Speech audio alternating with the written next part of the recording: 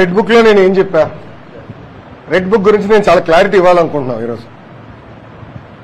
నా ప్రతి స్పీచ్ చూడండి, ఎవరైతే చట్టాలు ఉల్లంఘించి కార్యకర్తల్ని ప్రజల్ని ఇబ్బంది పెట్టారో వాళ్ళని నేను వదిలిపెట్టాను అని స్పష్టంగా హామీ ఇచ్చాను. మళ్ళీ రిపీట్ చేస్తున్నా, చట్టాలు ఉల్లంఘించిన ఓకే. జోగి రమేష్ గారు అబ్బాయి ఏం చేశాడో ప్రజలు తెలుసుకోవాలి.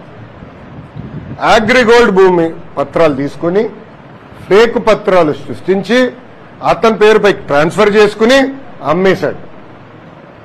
అగ్రిగోల్డ్ బాధితులు చాలా మంది ఇప్పటికీ ఇబ్బంది పడుతున్నారు. వాళ్ళకి రావాల్సిన డబ్బులు ఇంకా చాలా ఉన్నాయి. అగ్రిగోల్డ్ భూములపైన ఫేక్ పత్రాలు సృష్టించి అమ్మేశాడు, డబ్బులు సంపాదించాడు. అంటే యాక్షన్ తీసుకోకూడదా? తెలుగుదేశం, జనసేన, భారతీయ జనతా పార్టీ ప్రభుత్వం రేపు లిక్కర్లో కూడా యాక్షన్ తీసుకుంటాం, ఇసుక దండాల్లో కూడా యాక్షన్ తీసుకుంటాం. అంటే అడ్డగోలుగా ప్రజల భూమి దోచేసినా మేమేం పట్టించుకోకూడదా? మేము ఆనాడు హామీ ఇచ్చా, ఊరూరు మాట్లాడా ఎర్ర బుక్ గురించి. ప్రజలకి నేను హామీ ఇచ్చా, ఎవరైతే చట్టాన్ని ఉల్లంఘించారో వాళ్ళని నేను వదిలిపెట్టే ప్రసక్తే ఉండదు అని నేను ఊరూరు మాట్లాడాను స్వామి. ఎర్ర బుక్ పట్టుకుని తిరిగా చూపించా ప్రజలకి. అందుకే ప్రజలు మాకు అంత అద్భుతమైన మ్యాండేట్ ఇచ్చారు.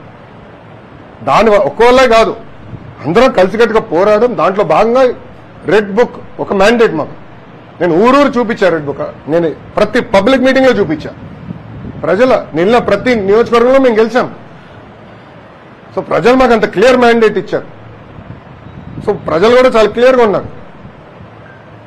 ఎవరైతే తప్పు చేశారో వాళ్ళని వదిలిపెట్టొద్దని క్లియర్గా చెప్తున్నారు. అదే అమలు చేస్తాం. రెడ్ బుక్ లో నేను ఏం చెప్పా? రెడ్ బుక్ గురించి నేను చాలా క్లారిటీ ఇవ్వాలనుకుంటున్నాను ఈరోజు. నా ప్రతి స్పీచ్ చూడండి, ఎవరైతే చట్టాలు ఉల్లంఘించి కార్యకర్తల్ని ప్రజల్ని ఇబ్బంది పెట్టారో వాళ్ళని నేను వదిలిపెట్టాను అని స్పష్టంగా హామీ ఇచ్చా. మళ్ళీ రిపీట్ చేస్తున్నా, చట్టాలు ఉల్లంఘించిన ఓకే. జోగి రమేష్ గారు అబ్బాయి ఏం చేశాడో ప్రజలు తెలుసుకోవాలి. అగ్రిగోల్డ్ భూమి పత్రాలు తీసుకుని ఫేక్ పత్రాలు సృష్టించి అతని పేరుపై ట్రాన్స్ఫర్ చేసుకుని అమ్మేశాడు. అగ్రిగోల్డ్ బాధితులు చాలా మంది ఇప్పటికీ ఇబ్బంది పడుతున్నారు. వాళ్ళకి రావాల్సిన డబ్బులు ఇంకా చాలా ఉన్నాయి. అగ్రిగోల్డ్ భూములపైన ఫేక్ పత్రాలు సృష్టించి అమ్మేశాడు, డబ్బులు సంపాదించాడు.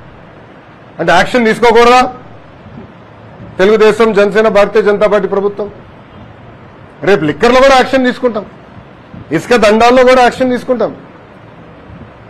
అంటే అడ్డగోలుగా ప్రజల భూమి దోచేసినా మేమేం పట్టించుకోకూడదా?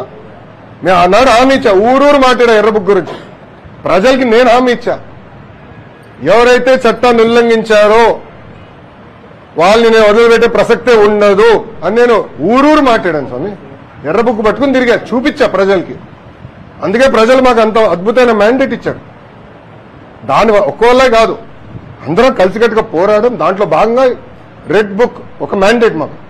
నేను ఊరూరు చూపించా రెడ్ బుక్. నేను ప్రతి పబ్లిక్ మీటింగ్ లో చూపించా. ప్రజల నిన్న ప్రతి నియోజకవర్గంలో మేము గెలిచాం. సో ప్రజలు మాకు అంత క్లియర్ మ్యాండేట్ ఇచ్చారు. సో ప్రజలు కూడా చాలా క్లియర్గా ఉన్నారు. ఎవరైతే తప్పు చేశారో వాళ్ళని వదిలిపెట్టొద్దని క్లియర్గా చెప్తున్నారు. అదే అమలు చేస్తాం.